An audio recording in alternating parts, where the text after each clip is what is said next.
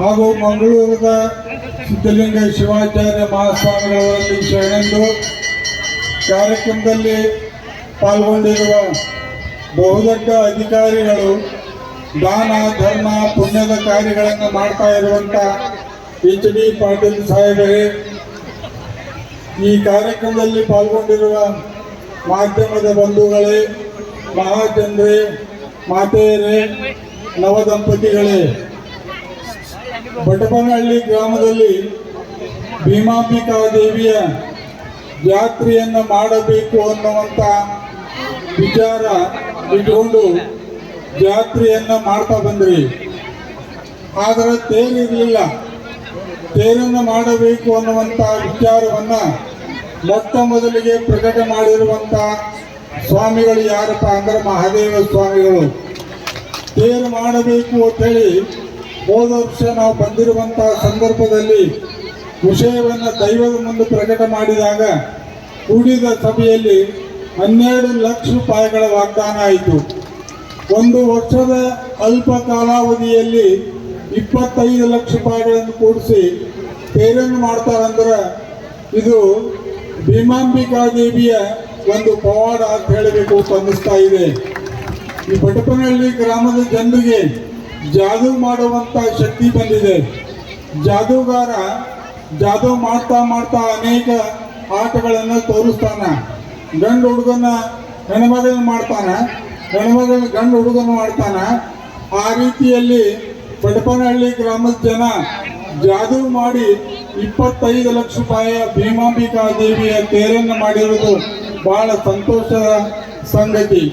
ಇವತ್ತಿನ ದಿವಸ ಜಾತ್ರಾ ಸಂದರ್ಭದಾಗ ಪ್ರತಿ ವರ್ಷ ಮಾಡ್ತಾ ಬಂದಿರುವಂಥ ಸಾಮೂಹಿಕ ಲಗ್ನಗಳನ್ನು 11 ಜೋಡಿ ಲಗ್ನಗಳನ್ನು ಬಹಳ ಉತ್ತಮ ರೀತಿಯಲ್ಲಿ ಸುವ್ಯವಸ್ಥಿತವಾಗಿ ಮಾಡಿದ್ದಾರೆ. ಮದುವೆ ಆಗೋದು ಬಹಳ ಕಷ್ಟದ ಕೆಲಸ ಆಗಿದೆ. ಕನ್ಯಾನ ಸಿಗುವುದಿಲ್ಲ. ಕನ್ಯಾ ಇಲ್ಲ ಅಂತಕ್ಕೆ ಎಷ್ಟೋ ಹುಡುಗರು ಮದುವೆ ಆಗಲಾರ್ದ ಹಾಗೆ ಕುಳಿತುಕೊಂಡಾರ.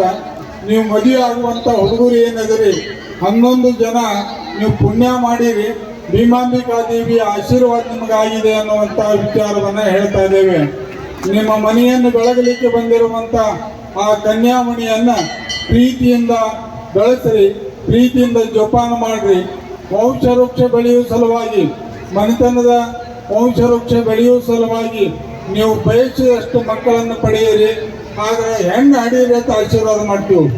ಹೆಣ್ಣು ಸಿಗಲಾರ್ದಕ್ಕೆ ಹೆಣ್ಣು ಹಡೀರಿ, ಮೊದಲು 4 ಹೆಣ್ಣು ಹಡೀರಿ, 2 ಗಂಡು ಹಡೀರಿ ಅಂತ ಆಶೀರ್ವಾದ ಮಾಡ್ತೀವಿ. ಮಕ್ಕಳಿದ್ರೆ ಈಗ ಕೆಟ್ಟಲ್ಲ.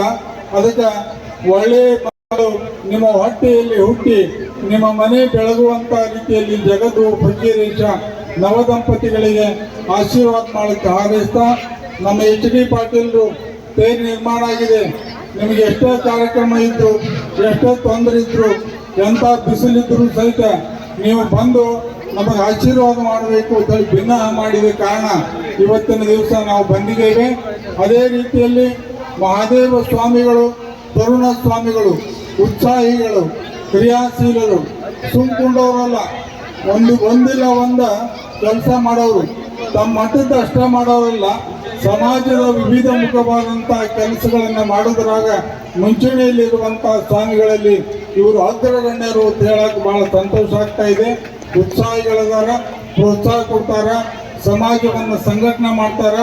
ಜಾತಿ ಅನ್ಸಂಗಿಲ್ಲ, ಪಕ್ಷ ನೋಡಂಗಿಲ್ಲ. ಆ ಪಕ್ಷ ಈ ಪಕ್ಷ ದಳಿ ಯಾವ ಪಕ್ಷವನ್ನು ಭಾವನೆಗೆ ತರಲಾರ್ದ, ಮನುಷ್ಯನಲ್ಲಿ ತರಲಾರ್ದ, ಜಾತಿಯನ್ನು ಎಣಿಸಲಾರ್ದ ನಾವೆಲ್ಲರೂ ಒಂದುಗಳು, ನಾವೆಲ್ಲರೂ ಬಂಧುಗಳು ಅನ್ನುವಂಥ ವಿಚಾರದಂತೆ ಒಂದಾಗಿ ಚೆಂದಾಗಿ ಸಮಾಜದ ತೇರನ್ನು ನಡೆಸ್ತಾ ಇದ್ದಾರಲ್ಲ, ಬಹಳ ಸಂತೋಷದ ಸಂಗತಿ. ಫಕೀರ ಸ್ವಾಮಿ ವಾಣಿ ಇದೆ, ದ್ವೇಷ ಬಿಡು ಪ್ರೀತಿ ಮಾಡು, ದ್ವೇಷ ಬಿಡು ಪ್ರೀತಿ ಮಾಡು.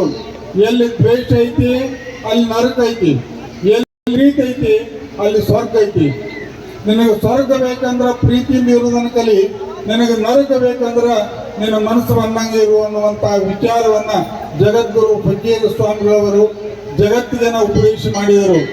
ಕಾಡು ಪ್ರಾಣಿಗಳು ಕಾಡಿನಲ್ಲಿರುತ್ತವೆ, ಕಾಡು ಪ್ರಾಣಿಗಳು ಕಾಡುವ ಪ್ರಾಣಿಗಳು ಎಲ್ಲ ಕಡೆ ಇರುತ್ತವೆ.